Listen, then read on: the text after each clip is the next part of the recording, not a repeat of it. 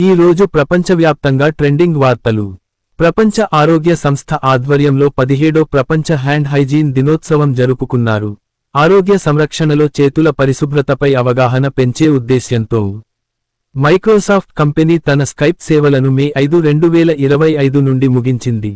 వినియోగదారులు ఇకపై Microsoft teams ద్వారా సేవలను పొందవచ్చు. మే నెలలో ఎథీరియం క్రిప్టోకరెన్సీ ధరలు చారిత్రాత్మకంగా పెరిగినట్లు చూపిస్తున్నాయి. ఇది క్రిప్టో మార్కెట్లో బుల్లిష్ ట్రెండ్ను సూచిస్తుంది. చైనా అధ్యక్షుడు షీ జిన్పింగ్ రష్యాలో జరిగే రెండవ ప్రపంచ యుద్ధం ముగిసిన 80వ వార్షికోత్సవ వేడుకలకు హాజరయ్యేందుకు మే 7 నుండి 4 రోజుల పర్యటనకు వెళ్లనున్నారు. భారతదేశంలో పరీక్ష మోసాలు.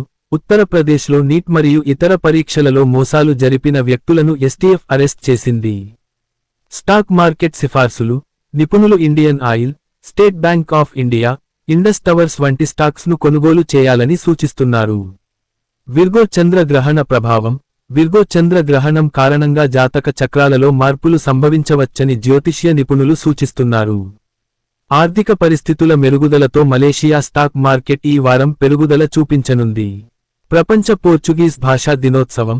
పోర్చుగీస్ భాషా సంస్కృతిని ప్రోత్సహించేందుకు ప్రపంచ వ్యాప్తంగా ఈ దినోత్సవం జరుపుకుంటున్నారు.